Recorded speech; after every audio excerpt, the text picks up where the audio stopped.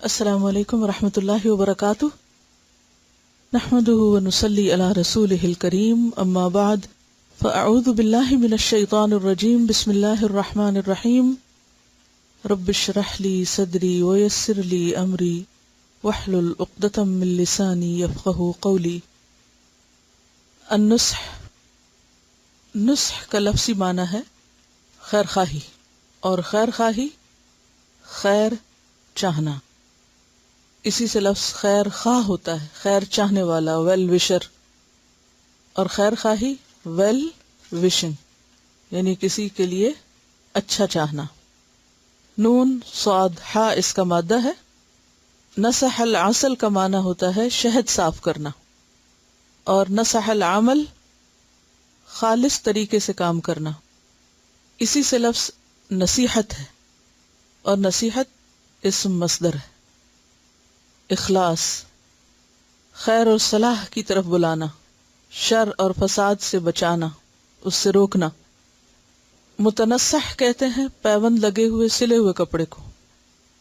تو گویا نصح کے معنوں میں اخلاص بھی پایا جاتا ہے، اور کسی کی خیر خواہی کرنا یا اس کو نصیحت کرنا، اور کسی کے لیے سنسیئر اور فیتھ فل ہونے کے معنی ہیں۔ کسی بھی انسان کے اندر دوسرے انسانوں کے لیے خیر خواہی کا جذبہ اسے انسان بناتا ہے۔ خیر خواہی، دوسرے کا بھلا چاہنا، یہ انسانیت کا خلاصہ ہے۔ یعنی اگر یہ کہا جائے کہ انسانیت کس چیز کا نام ہے، تو وہ نام ہے دوسرے انسانوں کے لیے خیر خواہ ہونا، خیر خواہ ہونے کا نام۔ اور یہی انسانیت کا اصل معیار ہے۔ انسان کہا ہی اس کو جائے گا جو دوسروں کا بھلا چاہے گا، جس کے دل میں خیر خواہی ہوگی۔ اور اس کا پتہ کیسے چلتا ہے کہ کسی کے دل میں خیر خواہی ہے یا نہیں؟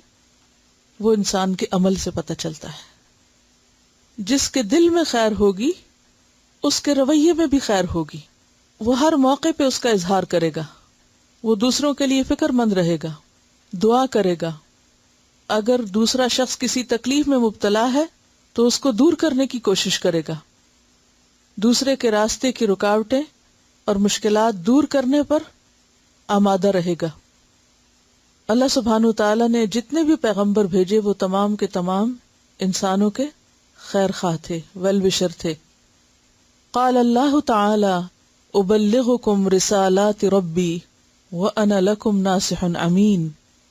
اللہ تعالیٰ کا ارشاد ہے سورۃ الاعراف آیت 68، ایک پیغمبر اپنی قوم کو کیا کہتا ہے؟ میں تم کو اپنے رب کے پیغامات پہنچاتا ہوں، اور تمہارا ایسا خیر خواہ ہوں جس پر بھروسہ کیا جا سکتا ہے، ٹرسٹ وردی ہوں، امانت دار ہوں، قابل اعتماد ہوں۔ اور یہ خیر خواہی ہر پیغمبر کے اندر پائی گئی۔ اس کی عملی مثالیں ہم نبی صلی اللہ علیہ وسلم کے اسوہ حسنہ میں دیکھ سکتے ہیں، خواہ طائف کا موقع ہو یا پھر دیگر قبائل کے ساتھ معاملات ہوں، خود اپنے قبیلہ یعنی قبیلہ قریش کے ساتھ اور دیگر قبائل کے ساتھ، آخری حد تک، آخری درجے تک آپ صلی اللہ علیہ وسلم نے خیر خواہی کی۔ تو خیر خواہی صرف دوستوں کے ساتھ نہیں ہوتی، خیر خواہی تمام انسانوں کے ساتھ ہوتی ہے، حتیٰ کہ اپنے دشمنوں کے ساتھ بھی خیر خواہی کرنی چاہیے، ان کا بھی بھلا سوچنا چاہیے، کیونکہ دین اسی چیز کا نام ہے۔ اس شخص کا کوئی دین نہیں جس کے اندر دوسروں کے لیے خیر خواہی نہیں، خیر کے جذبات نہیں پائے جاتے، جو دوسروں کے لیے بھلائی نہ چاہے۔ طائف کے موقع پر آپ صلی اللہ علیہ وسلم نے جب جبریل آپ کے پاس آئے، آپ نے زخم اٹھائے، اور جبریل نے آ کر کہا کہ اگر آپ چاہیں تو میں ان کی اینٹ سے اینٹ بجا دوں، تو آپ کا جواب کیا تھا؟ کہ اگر یہ مسلمان نہیں ہوتے تو ہو سکتا ہے کہ ان کی اولادوں میں سے کوئی مسلمان ہو جائے۔ اس سے کیا پتہ چلتا ہے کہ انتہائی تکلیف پہنچانے والوں اور انتہائی بدتمیزی کا سلوک کرنے والوں کے لیے بھی آپ نے برا نہیں چاہا، ان سے بھی مایوس نہیں ہوئے، اور کیا کہا کہ کوئی بات نہیں، اگر یہ نہیں مانتے تو ہو سکتا ہے ان کی اولادیں مان جائیں۔ ان کو تباہ نہیں کرنے دیا، ان کے لیے بد دعا نہیں کی، ان کا برا نہیں چاہا۔ اس کو کہتے ہیں خیر خواہی، اور آخری حد تک خیر خواہی، صرف سامنے والے کے لیے نہیں، اس کی نسلوں کے لیے بھی، آنے والی جنریشنز کے لیے بھی۔ قبیلہ دوس کے طفیل بن عمرو الدوسی کے بارے میں آپ نے پڑھا ہوگا کہ جب وہ اسلام لائے تو انہوں نے واپس جا کر اپنی قوم کو بھی اسلام کا راستہ سجھایا، لیکن جب وہ نہیں مانے تو واپس آ کر انہوں نے کیا چاہا کہ آپ صلی اللہ علیہ وسلم ان کے لیے بد دعا کریں. تو آپ نے کیا فرمایا؟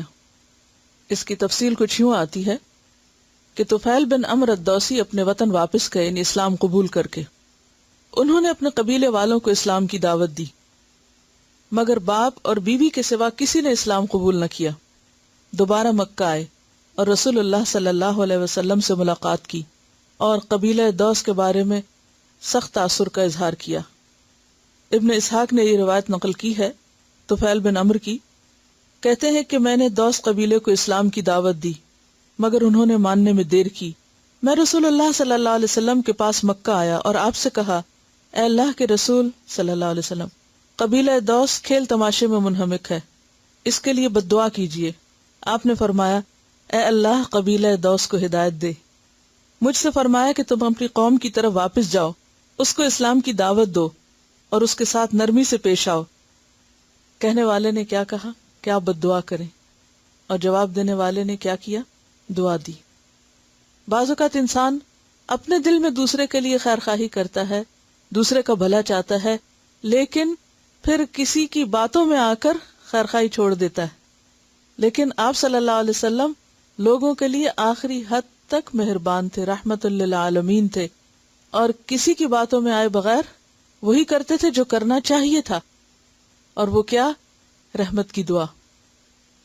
حتیٰ کہ اپنے قبیلے کے لیے، قریش کے لیے بھی مسلسل ہدایت اور ان کی نجات کی دعا کرتے تھے.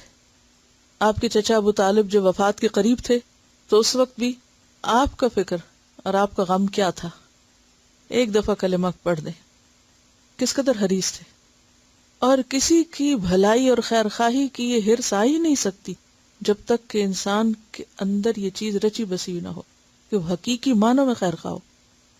خیر خواہی کو مصنوعی جذبہ نہیں کہ اوپر سے کوئی چیز لیپ دی جائے تو انسان دوسرے کا خیر خواہ بن جاتا ہے. خیر خواہی وہ خیر خواہی ہوتی ہے جو اندر سے اٹھتی، جو انسان کو دوسرے کے لیے تڑپنا سکھاتی اور صرف ان کی دنیا نہیں آخرت کی بھی فکر کرواتی ہے. سورۃ الاعراف میں ہی قال اللہ تعالی ابلغکم رسالات ربی وانصح لکم واعلم من اللہ ما لا تعلمون.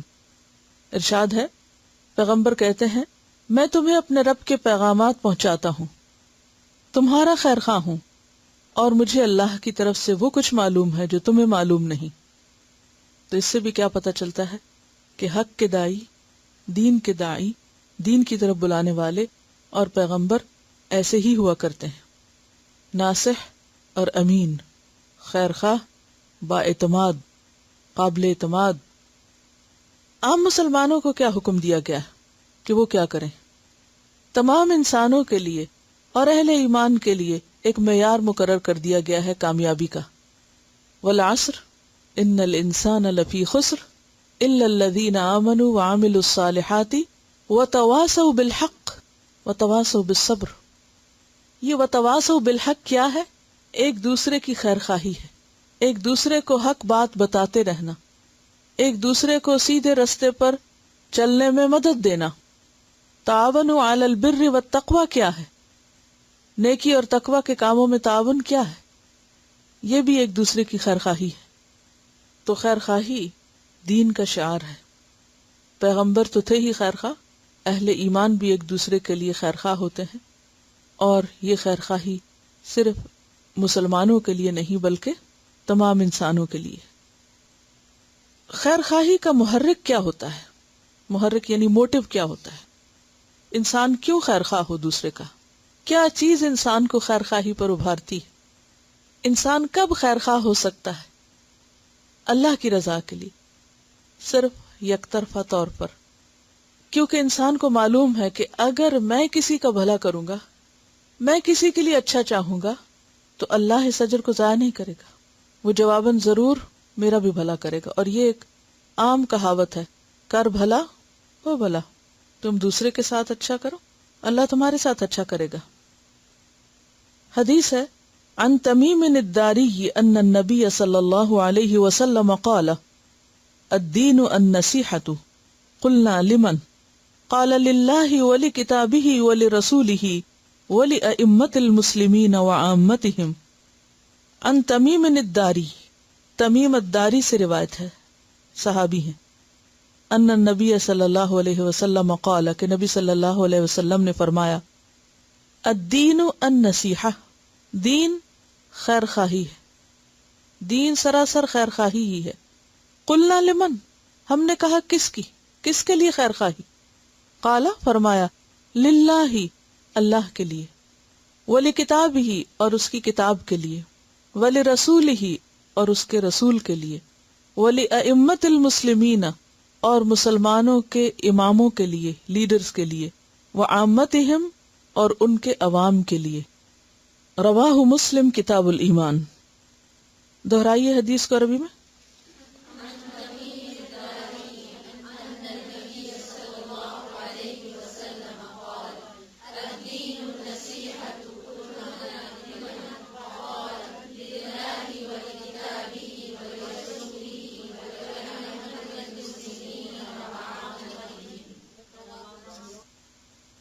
جس طرح انسانیت کا معیار خیرخواہی ہے، اسی طرح دین کی پہچان بھی خیرخواہی ہے. دین کیا ہے؟ دین داری کس کو کہتے ہیں؟ خیرخواہی کو کہتے ہیں. دین والے کی پہچان کیا ہے؟ کہ وہ خیر خواہ ہوتا ہے، وہ ہر ایک کا بھلا چاہتا ہے. اور جو دل خیر سے خالی ہے، خیر خواہی سے خالی ہے، وہ دین سے خالی ہے. ایسے شخص کا کوئی دین نہیں جس کے دل میں دوسروں کے لیے بھلائی کے جذبات نہیں، جو دوسروں کی خیر نہ چاہتا ہو. انسان کے اندر جب ایمان داخل ہوتا ہے، یعنی دل میں جب ایمان داخل ہوتا ہے اور سچا ایمان داخل ہوتا ہے، تو پھر اس کی ایک مٹھاس ہوتی ہے. اور پھر وہ حدیث میں بھی آتا ہے، حضرت انس سے روایت ہے صحیح بخاری کی، ثلاث من کن فیہ وجد حلاوت الایمان. 3 باتیں جس میں ہوگی اس نے ایمان کی حلاوت پالی، ایمان کا مزہ چکھ لی، ایمان کی مٹھاس پالی، ٹیسٹ آ گیا اس کو ایمان لانے کا، لطف آ گیا. ان یکون اللہ ورسولہ احب الیہ مما سواہما، کہ اللہ اور اس کا رسول باقی ہر چیز سے، ان 2 کے علاوہ ہر چیز سے بڑھ کر محبوب ہو جائیں. وان یحب المرء لا یحبہ الا للہ، اور یہ کہ انسان کسی انسان سے محبت نہ کرے مگر اللہ ہی کے لیے. اور تیسری چیز ان یکرہ، کہ انسان ناپسند کرے کفر کی طرف لوٹنے کو، جیسے اس بات کو ناپسند کرے کہ اس کے لیے آگ دہکائی جائے اور اس میں اس کو ڈالا جائے. ایسا ایمان سے کفر کی طرف جانا اس کے لیے تکلیف دہ ہو جائے، تو اس کے اندر ایک ایمان کی حلاوت آ جاتی ہے. تو یہ جو ایمان کی مٹھاس ہے، اس کا ایک اثر ہوتا ہے. آپ یوں سمجھیے کہ جیسے پانی میں آپ شکر ڈالیں تو پانی کیسا ہو جاتا ہے؟ میٹھا ہو جاتا ہے. اب جب آپ میٹھا پانی پیتے ہیں تو آپ کو کیسا محسوس ہوتا ہے؟ ہر ایک کو اچھا لگتا ہے. بالکل اسی طرح جب کسی انسان کے اندر ایمان داخل ہوتا ہے، جو شخص حقیقی معنوں میں دین کو پہچان لیتا ہے، تو پھر اس کے اندر کا ایمان اس کو کیا بنا دیتا ہے؟ میٹھا بنا دیتا ہے. اور اس کی یہ مٹھاس ہر ایک کے لیے ہوتی ہے کہ جو بھی اس کے ساتھ معاملہ کرتا ہے وہ اس سے خوشی پاتا ہے، وہ اس کے لیے خوشگوار ہوتا ہے. اس کی نظر، اس کی مسکراہٹ، اس کا میل جول، اس کا لین دین، اس کی ہر چیز کے اندر کیا ہے؟ خیرخواہی ہے، مٹھاس ہے. وہ دوسروں کو پھر تکلیف دینے اور اذیت دینے اور ستانے کے بہانے نہیں ڈھونڈتا، وہ ہر ایک کے لیے اچھا ہی چاہتا ہے. جیسے کہ حدیث میں آتا ہے کہ من کان یؤمن باللہ والیوم الآخر فلیقل خیرا او لیصمت. جو شخص اللہ اور یوم آخرت پر ایمان رکھتا ہے اسے چاہیے کہ یا تو خیر کی بات کرے، بھلائی کی بات کرے، یا پھر چپ رہے. یعنی اگر اس کے پاس کوئی ایسی بات نہیں ہے کہ جس میں خیر ہے تو پھر کیا کرنا چاہیے؟ اس کو بولنا ہی نہیں چاہیے.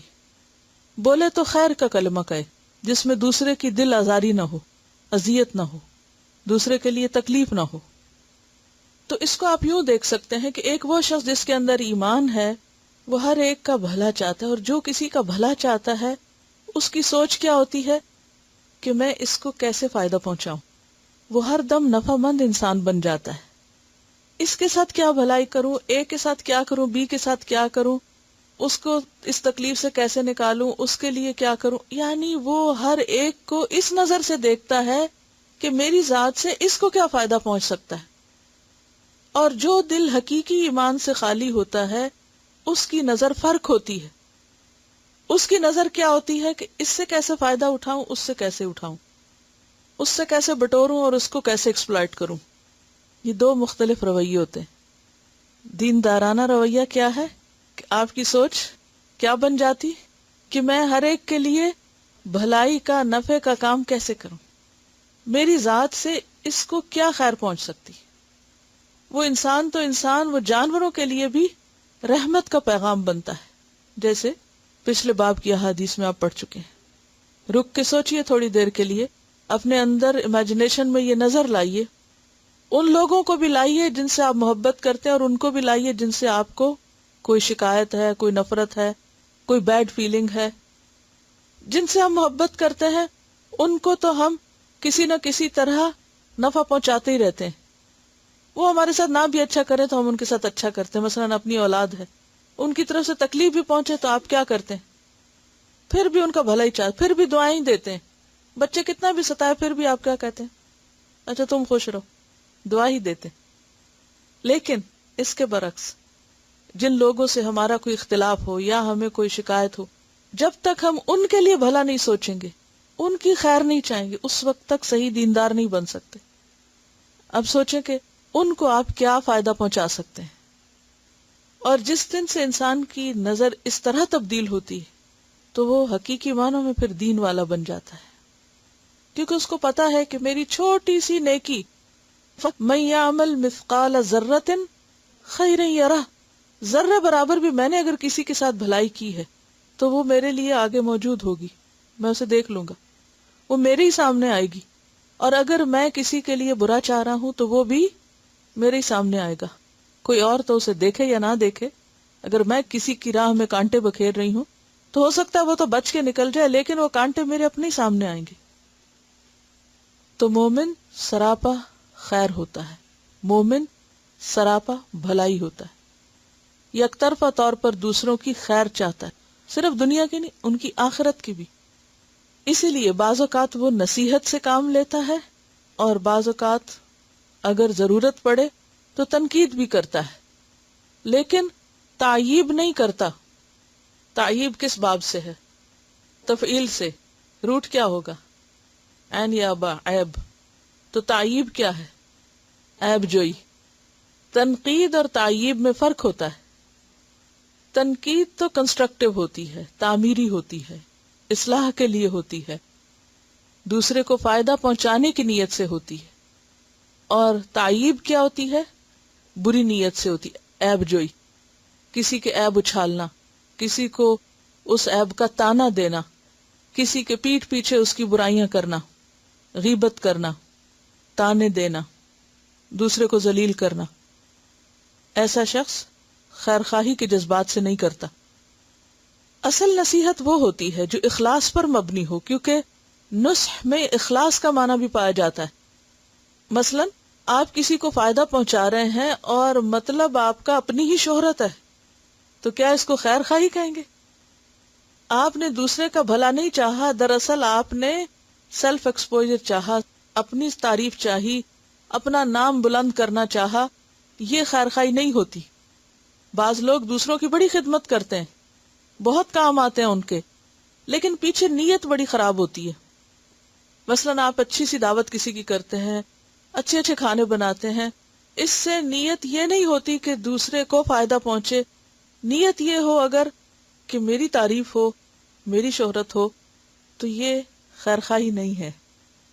اب آپ دیکھیے کہ جب آپ خیر خواہی کریں گے تو آپ کا پورا پرسپیکٹیو چینج ہو جائے گا. آپ دوسرے کے لیے وہ پکائیں گے جو اس کو فائدہ دے، جو اس کی صحت کے لیے اچھا ہو، وہ نہیں پکائیں گے جس سے آپ کا نام روشن ہو، خواہ بھلے دوسرا بیماری ہو کے اٹھے. کیونکہ ہر چیز میں تبدیلی ہو جاتی ہے، پھر چھوٹے سے چھوٹے کام سے لے کر بڑے سے بڑے کام تک. بعض اوقات ایسا ہوتا ہے نا کہ ہم کسی کی کوئی بھی مدد کرتے ہیں تو اس مدد میں اس کا بھلا نہیں مطلوب ہوتا، کیا مقصد ہوتا ہے پیچھے؟ ہماری شہرت، سیلف پروجیکشن. پھر میں لوگوں میں مشہور ہو جاؤں کہ دیکھو فلاں تو ہر مشکل میں کام آتا ہے اور فلاں تو ہر وقت حاضر رہتا ہے، کہ ہم مرے تو ہمارا نام بلند ہو کہ ہاں فلاں تو خاندان میں ایسا تھا کہ بس ہر ایک کے لیے اچھا تھا. اور اچھا کرنے والے کی اصل میں نیت کسی کی بھلائی سے زیادہ اپنے نام کی بلندی تھی. یہ نصح میں نہیں شامل، یہ دین نہیں ہے. اصل خیر خواہی کیا ہے؟ بے لوس، سیلف لیس، اپنی شہرت، اپنی عزت، اپنے نام کی بلندی، اپنے کوئی ہڈن موٹیوز کو الگ کر کے پیورلی دوسرے کی مدد، پیورلی دوسرے کی بھلائی. اور صحیح معنوں میں پھر بھلائی ہو بھی اسی وقت سکتی ہے جب انسان خالص ہو کے کرے. اور اگر کچھ اور بیچ میں شامل ہے تو پھر اس میں کیا ہوگا؟ دوسرے کی پوری بھلائی نہیں ہوگی. پھر اسی طرح خیر خواہ ہونے کے لیے احساس ذمہ داری کا ہونا بڑا ضروری ہے کہ یہ میری ذمہ داری ہے، یہ میری رسپانسبلٹی ہے، یہ میرا فرض ہے. اور فرض انسان کو مجبور کرے کہ وہ دوسرے کے لیے اچھا چاہے. دوسرے کے لیے اچھا چاہنے کا مطلب یہ نہیں کہ صرف انسان وہ کام کرے جس سے دوسرا راضی رہے. جب انسان دوسرے کے لیے اچھا چاہتا ہے تو بعض اوقات آپ کو وہ کام بھی کرنے پڑتے ہیں رسک لے کر جو آپ کے لیے تو بڑے نقصان دہ ہو سکتا ہے لیکن اس میں دوسرے کی بھلائی ہوتی. اور اس کو آپ اس مثال سے سمجھ سکتے ہیں کہ مثلاً آپ اپنے بچوں کے ویل وشر ہیں، کیونکہ تمام والدین اپنے بچوں کے لیے اچھا ہی چاہتے ہیں، چاہے ان کا طریقہ صحیح ہو یا غلط ہو. اچھا اب کیا ہوتا ہے؟ کیا آپ بچوں کی ہر بات مان لیتے ہیں؟ نہیں مانتے. اچھا بچے آپ کو بعض اوقات بلیم بھی کرتے ہیں کہ آپ کو ہم سے کوئی ہمدردی نہیں. کیا وہ اپنی بات میں درست ہوتے؟ نہیں، آپ کو ہمدردی ہوتی ہے لیکن وہ نہیں سمجھ رہے ہوتے کہ آپ ان سے ہمدردی کر رہے ہیں. اب ایسے میں کیا وہ کرنا چاہیے جو ان کو پسند ہے یا وہ کرنا چاہیے جو واقعی ان کے لیے اچھا ہے؟ جو واقعی ان کے لیے اچھا ہے، جو آپ سچی نیت سے سمجھتے کہ یہ دوسرے کے لیے اچھا ہے. یہی حال پھر باقی رشتوں اور تعلقات میں بھی ہے. آپ اپنے بہن بھائیوں کے ساتھ خیر خواہی کر رہے ہیں تو ضروری نہیں کہ وہ آپ کی خیر خواہی کو مانے بھی اور وہ یہ سمجھے کہ آپ واقعی خیر خواہ ہیں. ہو سکتا ہے وہ الٹا آپ کو بلیم کریں کہ آپ تو ہمارے ساتھ دھوکہ کر رہے ہیں یا وہ اس کو سمجھے ہی نہ. تو ایسے میں پھر انسان ڈس ہارٹ نہیں ہوتا کیونکہ اس کو پتا ہوتا ہے میں بھلا چاہ رہا ہوں. اگر وہ نہیں سمجھتا، وہ مس انڈرسٹینڈنگ کا شکار ہے تو بھی مجھے وہی کرنا ہے جو اس کے بھلے میں ہے. مثلا ڈاکٹر اپنے مریض کے ساتھ اگر سنسیئر ہو تو کیسے معاملہ کرتا ہے؟ جو بھی مریض کے حق میں بہتر ہو، خواہ وہ اس کو تکلیف دے یا اس کو وقتی طور پر آرام دے. کڑوی دوا بھی دینی پڑتی ہے، نشتر بھی چلانا پڑتا ہے، بعض اوقات چھیل کانٹ بھی کرنی پڑتی ہے، مریض کو تکلیف سے گزارنا پڑتا ہے، لیکن خیر خواہی کیا اس وقت کہ وہ اس کے ساتھ کیا جائے خواہ وہ چیخے آگے سے. اور اگر کوئی کہے نہیں میں اس کا بہت خیر خواہ ہوں، میں اس کو بالکل تکلیف نہیں دینا چاہتا اور یہ جیسے چاہے خوش رہے، یہ خیر خواہی نہیں ہے. ایک استاد کی اپنے شاگردوں کے ساتھ کیا خیر خواہی ہے کہ وہ ان کی غلط باتوں کو اچھا کہے، ان کی غلطی پر بھی ان کو نمبر دے دے، یا کیا کرے؟ جو غلطی ہے وہ بتائے اور جو اچھا ہے اس کو اپریشیٹ کرے. یہ ہے اصل خیر خواہی. تو خیر خواہی کے لیے عدل و انصاف سے کام لینا بھی ضروری ہے. خیر خواہی کسی صرف ظاہری عمل کا نام نہیں ہے. خیر خواہی کے بعض رویے دوسروں کو بہت اچھے لگیں گے آپ کے، اور بعض خیر خواہی کے رویے دوسروں کو آپ سے ناراض بھی کر سکتے ہیں. تو بھی اپنی بات پر قائم رہیے اور خیر خواہی کرتے رہیے. تو اس میں آپ دیکھیے کہ تمیم داری کہتے ہیں کہ نبی صلی اللہ علیہ وسلم نے فرمایا کہ الدین والنصیحہ، دین نام ہی سراسر خیر خواہی کا ہے. یعنی کبھی کسی کی خدمت کے روپ میں، اس کی مدد کے روپ میں، اس کو اچھی نصیحت اور اچھے مشورے کے روپ میں، اور کبھی کسی کو نہی عن المنکر کر کے. کبھی خیر خواہی ہوتی ہے امر بالمعروف سے اور کبھی خیر خواہی ہوتی ہے نہی عن المنکر سے. امر بالمعروف پھر بھی آسان ہوتا ہے، نہی عن المنکر مشکل ہوتا ہے، اور عام طور پر دوسرے کے لیے اسے قبول کرنا ناگوار ہوتا ہے. لیکن حقیقی خیر خواہی کا تقاضا ہے کہ انسان نہی عن المنکر کرتا رہے، لیکن پیچھے موٹو اپنا ضرور دیکھے کہ کیوں کر رہا ہے. تعیب کر رہا ہے یا تنقید کر رہا ہے یا نصیحت کر رہا ہے. کہیں کوئی نفرت کے جذبات تو نہیں پیچھے چھپے ہوئے، کہیں کوئی حسد تو نہیں، کوئی انانیت تو نہیں. کیونکہ بعض اوقات انسان کسی کو کرٹیسائز کرتا ہے حسد کے ساتھ تو جذبہ غلط ہے، چاہے آپ کی بات درست ہے لیکن موٹو غلط ہے، اور اس کے نتیجے میں طریقہ بھی غلط ہو جاتا ہے۔ کبھی اندر چھپی ہوئی نفرت ہوتی ہے، کوئی غصہ ہوتا ہے، کوئی بدگمانی ہوتی ہے، اور کبھی کوئی اپنی میں ہوتی ہے۔ تو ایسی صورت میں انسان کو ہمیشہ یہ دیکھنا چاہیے کہ وہ کسی کو اگر کوئی نصیحت کر رہا ہے، کسی کے اوپر تنقید کر رہا ہے، تو وہ کس جذبے سے کر رہا ہے، کیا چیز اسے کروا رہی ہے۔ اس کے بغیر وہ حق نہیں ادا کر سکتا اور وہ دیندار نہیں ہو سکتا۔ تو الدین النصیحہ، دین نام ہی خیر خواہی کا ہے۔ قلنا لمن، ہم نے کہا کس کے لیے؟ قال للہ، فرمایا اللہ کے لیے۔ اللہ کے لیے خیر خواہی کیا ہے؟ اخلاص، یعنی شرک نہ کرنا، اللہ کے ساتھ کسی کو شریک نہ ٹھہرانا۔ ولی کتاب ہی، اس کی کتاب کے لیے، قرآن کتاب کے لیے خیر خواہی، کتاب کا حق دینا۔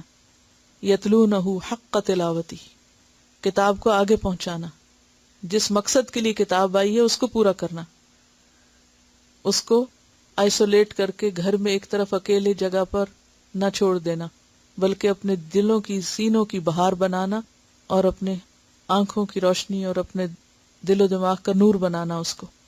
کیونکہ جس کے ساتھ آپ خیر خواہی کرتے ہیں اس کو چھوڑ تھوڑی دیتے ہیں، اس کو ایک طرف تھوڑی رکھ دیتے ہیں، اس کو اپنے سے جدا تھوڑی کر دیتے ہیں۔ ولی رسول ہی، اور اس کے رسول کے ساتھ خیر خواہی۔ رسول کے ساتھ خیر خواہی کیا ہے؟ کہ جو مشن وہ لے کر آئے اس کی تکمیل میں ان کے انصار بننا، جو کام انہوں نے کیا اس کو کنٹینیو کرنا۔ ولی ائمۃ المسلمین، مسلمانوں کے اماموں کے لیے، کہ جب وہ اچھا کرے ان کا ساتھ دینا، اور اگر وہ غلط کرے تو ان کی اصلاح کرنا، ان کا بھلا چاہنا، ان کے مددگار بننا۔ اس معاملے میں ہم دیکھتے ہیں کہ صحابہ کرام ایک دوسرے کے لیے بہترین خیر خواہ تھے۔ عمر فاروق رضی اللہ تعالیٰ عنہ جب خلیفہ بنے تو اکثر کہا کرتے تھے، میں تمہاری ہی طرح ہوں اور تم ہی میں سے ایک ہوں، کیونکہ اسلام میں لیڈرشپ جو ہے وہ رسپانسبلٹی ہے، پاور نہیں۔ وہ دوسروں سے بڑا ہونا نہیں، بلکہ قوم کا سردار ان کا خادم ہوتا ہے۔ وہ دوسروں کے مقابلے میں بڑائی جتانے کا معاملہ نہیں، بلکہ ان کی خیر خواہی اور ان کی مدد کرنا ہے۔ تو خلیفہ بننے کے بعد کیا کہتے تھے؟ اور آپ کو معلوم ہے کہ کتنی بڑی سلطنت کے خلیفہ تھے وہ، جو دائیں بائیں ہزاروں میلوں پہ پھیلی ہوئی تھی۔ اس کے وہ منتظم تھے اور کہتے تھے، میں تم ہی میں سے ایک ہوں، تم میرے خلاف جو بھی محسوس کرو آزادانہ طور پہ کہہ سکتے ہو، تم پہ کوئی پابندی نہیں، یعنی مجھے کہیں بھی کرٹیسائز کر سکتے ہو۔ ایک بار مدینہ کی مسجد کے ممبر پہ کھڑے ہو کر لوگوں کو خطبہ دے رہے تھے۔ اس دوران انہوں نے کہا، میرے اندر اگر تم کوئی ٹیڑھ دیکھو تو اس وقت کیا کرو گے؟ اپنے ساتھیوں سے پوچھتے ہیں، امیر المومنین ہیں، کہ اگر مجھے کہیں غلط دیکھو گے تو کیا کرو گے؟ ایک لمحہ سب خاموش رہے۔ اس کے بعد ایک شخص کھڑا ہوا، اس نے کہا، خدا کی قسم، اگر ہم نے آپ کے اندر کوئی ٹیڑھ دیکھی تو اس کو ہم اپنی تلواروں سے سیدھا کر دیں گے۔ اس کے بعد مسجد میں جو واقعہ پیش آیا وہ راوی کے الفاظ میں یہ تھا کہ حضرت عمر خوش ہو گئے۔ اگر ہم سے کوئی یہ کہے کہ اگر آپ نے کوئی غلطی کی تو میں آپ کی خبر لوں گی، تو ہم ساری زندگی کے لیے اسے بولنا چھوڑ دیں۔ انہوں نے کہا، اس اللہ کا شکر ہے جس نے مسلمانوں میں ایسے افراد بنائے جو عمر کی ٹیڑھ کو اپنی تلوار سے سیدھا کریں گے۔ تنقید ان کے لیے ناپسندیدہ نہیں، بہت پسندیدہ چیز تھی۔ وہ اسے اپنی خیرخواہی اور بھلائی سمجھتے تھے۔ تو تنقید کے وقت ہونا کیا چاہیے کہ اگر کوئی شخص کسی غلطی کی طرف توجہ دلا رہا ہے تو اس سے ناراض ہونے کی بجائے کیا کیا جائے؟ اس کا شکریہ ادا کیا جائے اور غور کیا جائے۔ اگر تو وہ برائی اپنے اندر موجود ہے تو اصلاح کر لی جائے، اور اگر نہیں ہے، وہ محض غلط فہمی کی وجہ سے کر رہا ہے ایسا، تو درگزر کر لیا جائے اور وضاحت کر دی جائے۔ اگر وہ مان جائے تو ٹھیک، نہ مانے تو ناراض نہ ہوا جائے۔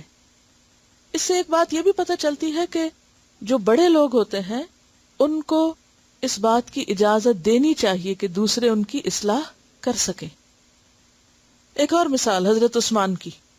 ابو عبیدہ بن الجراح ایک روز حضرت عثمان سے بحث کر رہے تھے۔ ابو عبیدہ بن جراح امین الامہ کہنے لگے، میں 3 چیزوں میں آپ سے بہتر ہوں، افضل ہوں۔ حضرت عثمان نے پوچھا، وہ کیا ہے؟ انہوں نے جواب دیا، اول یہ کہ بیت رضوان کے وقت میں حاضر تھا اور آپ اس وقت غائب تھے، انہوں نے بیعت نہیں کی تھی نا.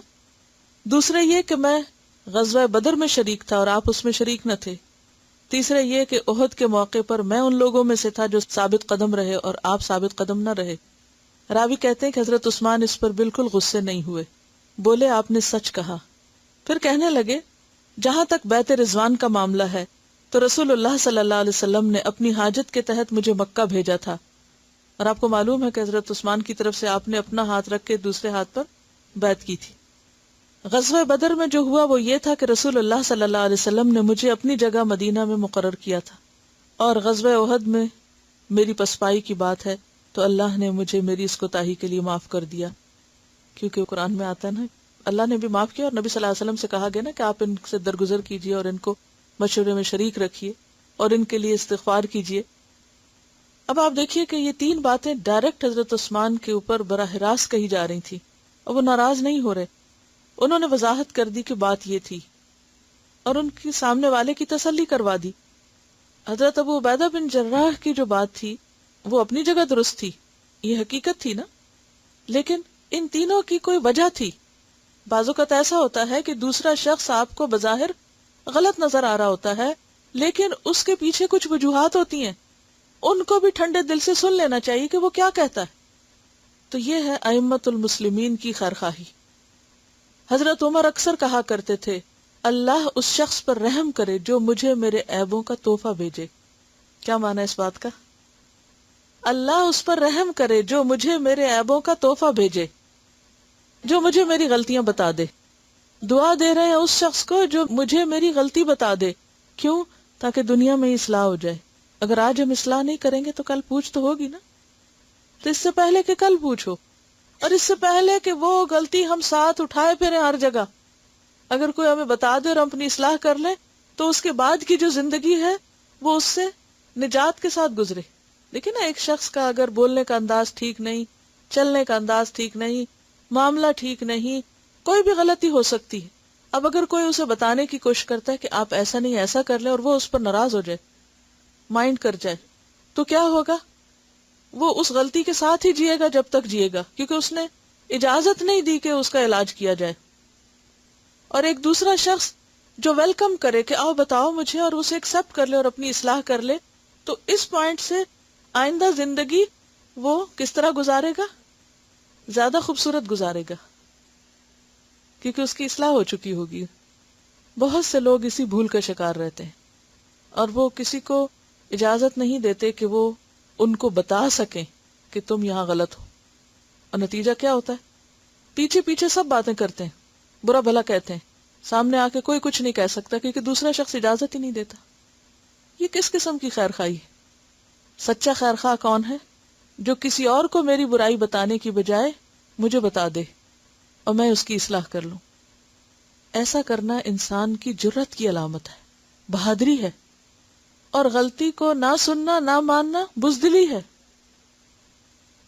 ان کا سوال یہ ہے کہ آپ کے ایک لیکچر میں ہم نے سنا تھا خطائے بزرگاں گرفتن خطا است. فارسی کا ایک محاورہ کوٹ کیا گیا تھا کہ بڑوں کی غلطی پکڑنا بھی غلطی ہے. یہ درست ہے، جو ادب اور احترام کا تقاضا ہے بظاہر اس کے خلاف ہے، لیکن اس کا مطلب یہ ہے کہ برسر محفل اور ایسے انداز میں نہ بات کی جائے کہ جو دوسرے کے لیے تکلیف اور رنجیدگی کا سبب بنے یا اس کی رسوائی کا سبب بنے. اس کا یہ مطلب نہیں کہ بڑے کو اس کی غلطی بتانی نہیں چاہیے یا اس کی اصلاح کی ضرورت نہیں، کیونکہ بعض اوقات بعض بڑے، جیسے خاندان میں کوئی بڑا ہوتا ہے، گھر میں کوئی مثلا دادا دادی نانا نانی ہے یا والدین ہیں یا خالہ ماموں چچا ہیں، تو وہ ہم سے رشتوں میں بڑے ہی ہوتے ہیں. اب ہر ایک یہ کہتا ہے کہ وہ بڑے ہیں، وہ تو بڑے ہیں اس لیے جو بھی کریں جائز ہے، حالانکہ وہ بعض اوقات ظلم بھی کر رہے ہوتے ہیں، بعض اوقات ناروا بات کر رہے ہوتے ہیں. تو ایسے میں سب کے بیچ میں بیٹھ کے بدتمیزی سے ان سے بات کرنا تو غلط ہے، لیکن آسان طریقے سے ان کی غلطیوں پر توجہ دلا دینا جو ہے وہ ان کے ساتھ خیرخواہی اور بھلائی ہے، وہ ایسا کیا جا سکتا ہے. لیکن جس کا ایمان عمر جیسا ہو اس کو کہیں بھی بتایا جا سکتا ہے، کیونکہ اگر کسی برائی کے بتانے میں مزید برائی آ رہی ہے سامنے، ایک لڑائی اور فساد اور فتنہ شروع ہو گیا ہے، تو اس میں پھر مزید فساد کا اندیشہ ہے. عمر تو خود کو خود پیش کر رہے ہیں، تو بڑوں کو خود کو پیش کرنا چاہیے اور چھوٹوں کو اپنی حدود کے اندر رہتے ہوئے اپنے طور پر دیکھنا چاہیے کہ ان کی لمٹس کہاں ہیں. یعنی حضرت حسن اور حسین کا جب دیکھا کہ ایک بزرگ وضو درست نہیں کر رہے تو انہوں نے خود کر کے کہا ان سے کہ آپ دیکھ لیجئے کہ ہم ٹھیک کر رہے ہیں یا نہیں. تو اس طرح بھی دوسرے کو پتا چل گیا کہ ان کی غلطی کہاں ہے. اصلاح ضروری ہے لیکن طریقے کے ساتھ، دوسرے کا ادب اور مقام اور درجہ ملحوظ رکھتے ہوئے. قرآن میں ہمیں کیا سکھایا گیا ہے؟ والدین کے ساتھ کیا معاملہ کرو. ولا تنہرہما، ڈانٹ کے بات نہیں کرو. واخفض لہما جناح الذل من الرحمہ، کندھے جھکا کے بات کرو.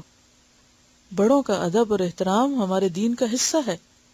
ایک حدیث میں آتا ہے کہ جس نے کسی بڑے کے اس کی سفید بالوں کی وجہ سے احترام کیا، اس نے دراصل اللہ کا احترام کیا.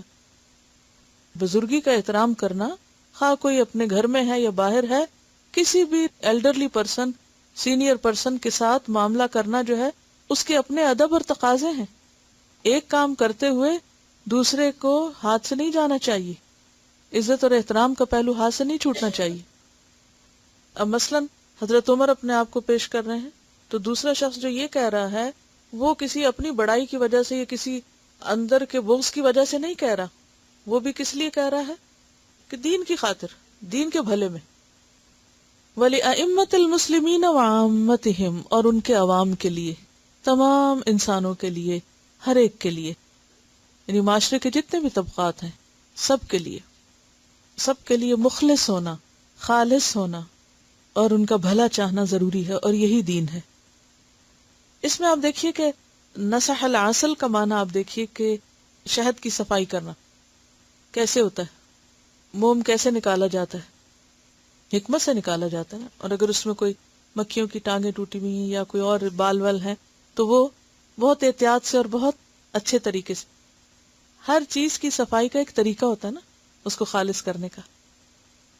دیکھیے جو آپ کے مخلص دوست ہیں ان کے سامنے ضرور آپ اپنے آپ کو پیش کریں. یہ ایکسرسائز بہت فائدہ دیتی ہے اور میں اس کو کرواتی رہی ہوں اور اب تک کرتی ہوں. گھر والوں کے سامنے پیش کریں، کوئی حرج نہیں، کیونکہ جتنا آپ کو گھر والے جانتے ہیں باہر والے تو نہیں جانتے. جو جتنے قریب آپ کے رہتا اس کو اجازت دیجیے اور اسے کہیے کہ مجھے لکھ کر دو میرے بارے میں. نہیں کرنی چاہیے، میں نے کی ہے، کئی بار کی. اور خاص طور پر جو کلاس سے متعلق جو چیزیں ہوتی تھی، کراچی میں مسلسل 3 افراد میرے دائیں جانب بیٹھے رہتے تھے جو صرف تنقیدی نظر سے میرا لیکچر سنتے تھے کہ کہاں میں نے غلطی کی، اور ان کو میں نے خود بٹھایا تھا، بیٹھو اور سنو، کہاں غلطی کی اسے لکھو. ہر روز بلا ناغہ آدھا گھنٹہ شام کو ہم بیٹھ کر ان چیزوں کو ڈسکس کرتے تھے.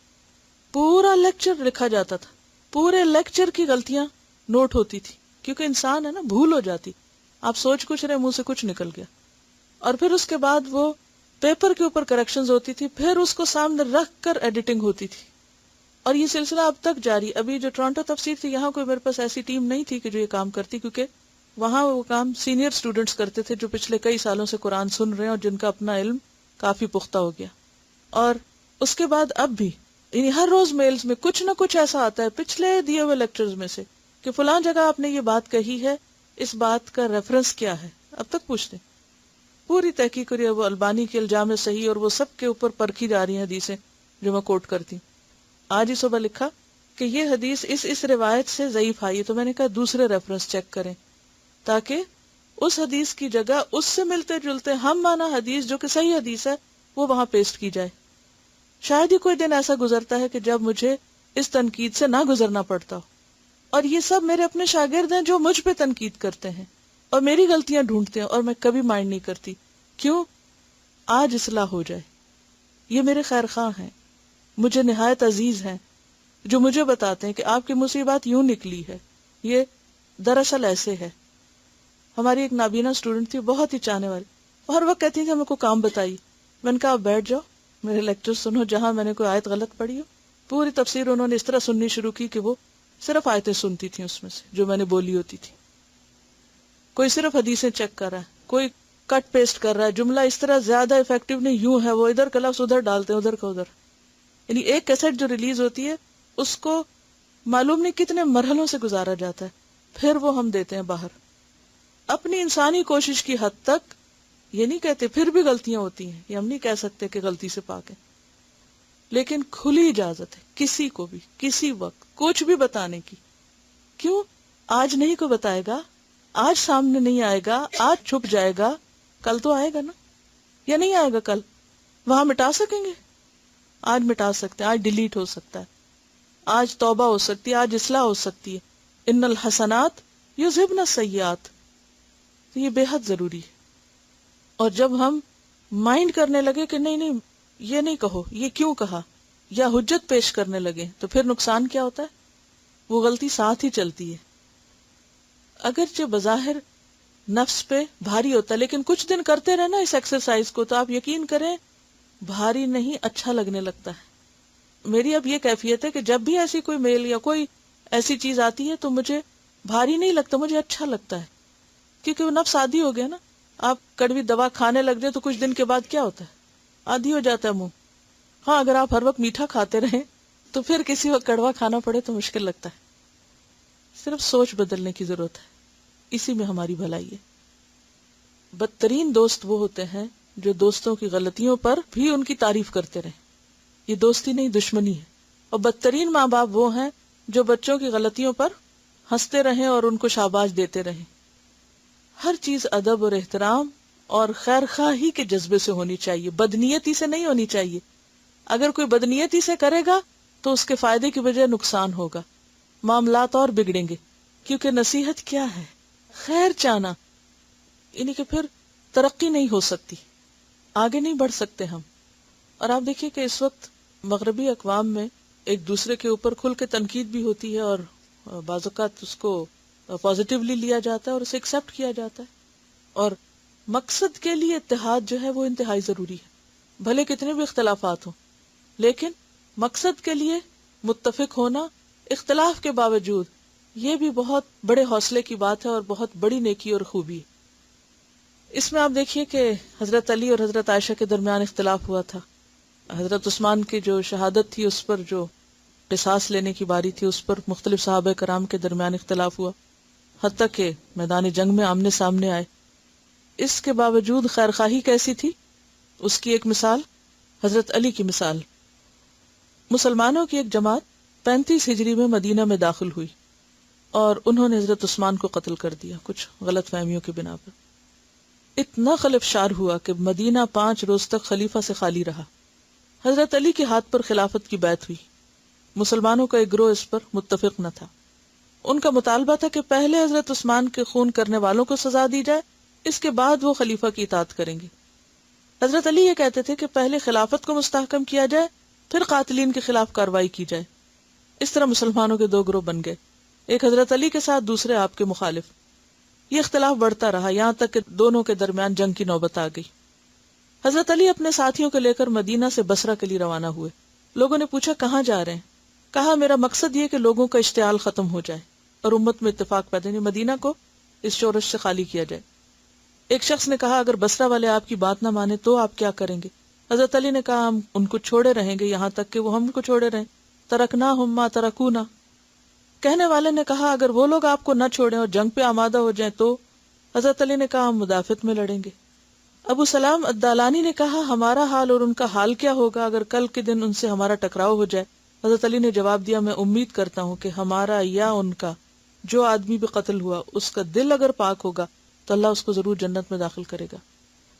یعنی اگر اندر خیر خواہی ہے اور ایک دوسرے سے نقصان بھی ہو گیا تو بھی مخالفت کے باوجود ان کے بارے میں کیا سوچتے ہیں کہ پھر بھی وہ جنت میں جائیں گے، خواہ اس نے ہمارے کسی کو مار بھی دیا تو بھی وہ جنت میں جائے گا، کیونکہ اس کی جو پیچھے نیت ہے وہ درست ہے. اس کو خیر خواہی کہتے ہیں. کیونکہ دنیا میں اختلافات تو ہوتے ہیں اور بعض اوقات اختلافات شدید بھی ہو جاتے ہیں. مثلا شوہر بیوی کے درمیان اختلاف ہو گیا، حالات حد سے زیادہ خراب ہو گئے، طلاق ہو گئی، کیا حکم دیا گیا؟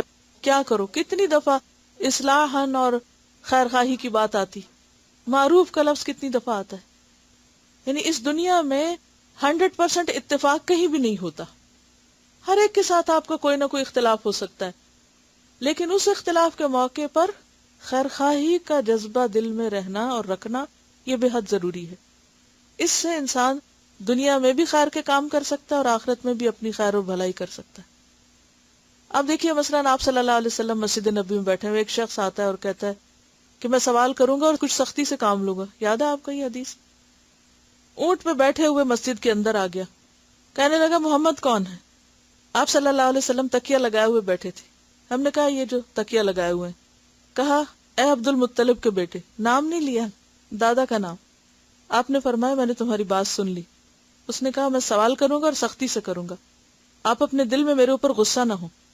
آپ نے فرمایا پوچھو جو پوچھنا ہے. بدو تھا نا، دیہاتی شخص.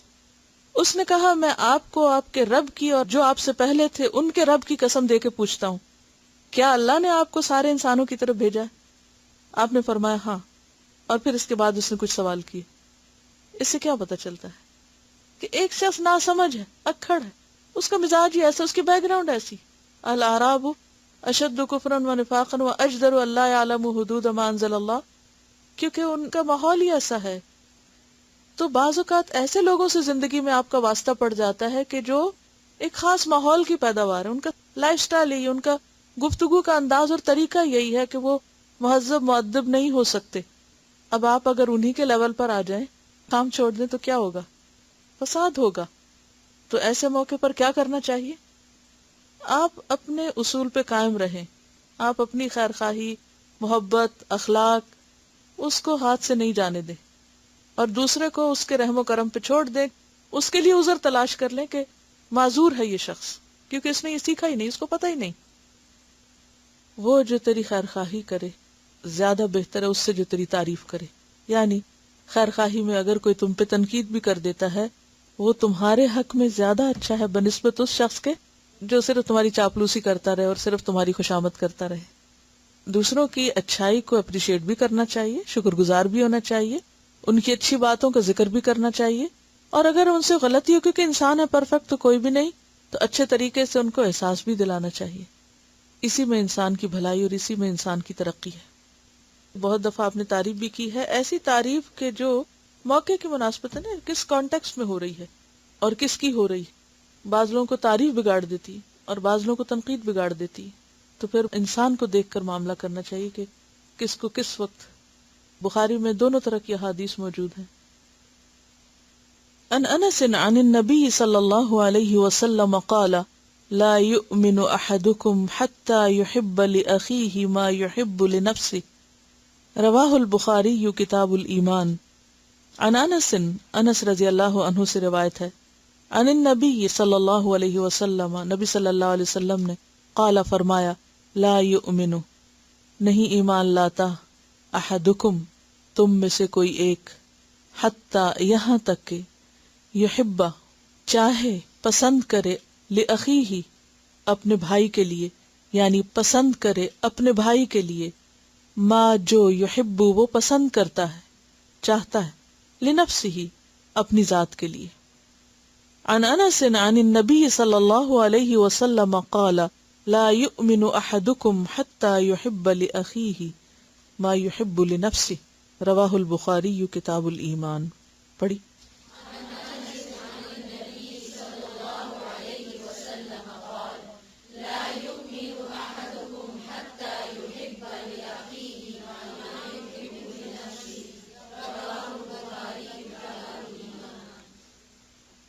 سیدنا انس رضی اللہ عنہ سے روایت ہے کہ نبی کریم صلی اللہ علیہ وسلم نے فرمایا، تم میں سے کوئی شخص ایمان نہیں لاتا جب تک اپنے بھائی کے لیے وہ نہ چاہے جو اپنے نفس کے لیے چاہتا ہے. یہ ہے معیار ایمان کا کہ مومن کون ہے. ایمان صرف زبان سے لا الہ الا اللہ پڑھنے کا نام نہیں، بلکہ اللہ کے بندوں کو فائدہ پہنچانے کا نام بھی ہے، کیونکہ ساری مخلوق اللہ کا کنبہ ہے، اور اللہ کو سب سے پیارا کون ہے؟ جو اس کے مخلوق کے لیے سب سے زیادہ خیر خواہ ہو، اس کے لیے نفع مند ہو، اس کو فائدہ پہنچائے. اور اس کا معیار کیا ہے؟ کہ دوسرے کے لیے وہی چاہو جو اپنے لیے چاہتے ہو. اور یہ ایک ایسا معیار ہے جو ہر ایک کو پتا ہے. مثلاً اگر کوئی آپ سے یہ پوچھے کہ اچھا میں کون سا نیکی کا کام کروں، کیا بھلائی کروں، کیسے دوسرے کے ساتھ معاملہ کروں، بہت سمپل سی بات ہے، دوسرے کے لیے وہی کرو جو اپنے لیے چاہتے ہو. اور یہ بات کسی کو بھی سمجھنا مشکل نہیں. ہر ایک اپنے آپ سے پوچھے کہ میں اپنے لیے کیا چاہتا ہوں، مجھے اپنے لیے کیا پسند ہے.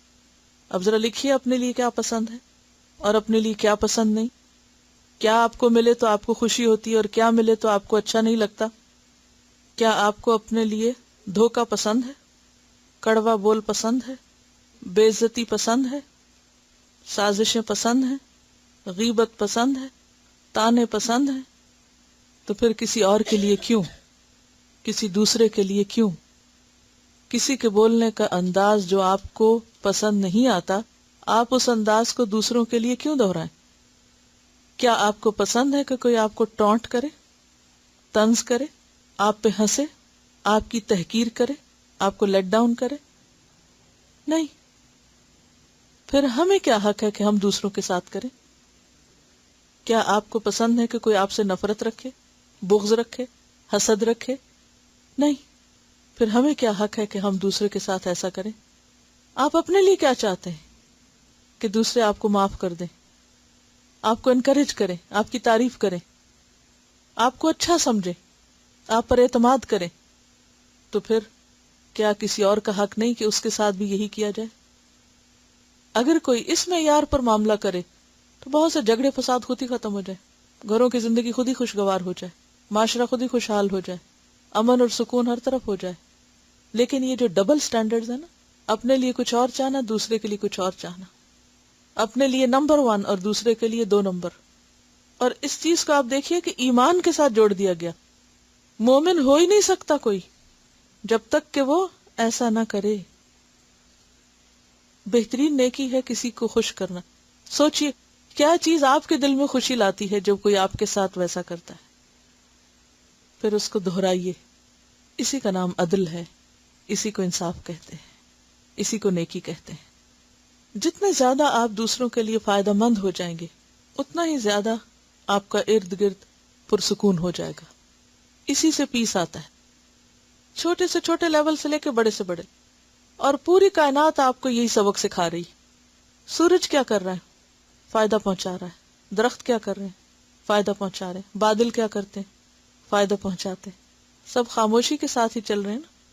کتنی خاموشی کے ساتھ ہر ایک چیز فائدہ پہنچا رہی، ان کا آپس میں کوئی جھگڑا نہیں۔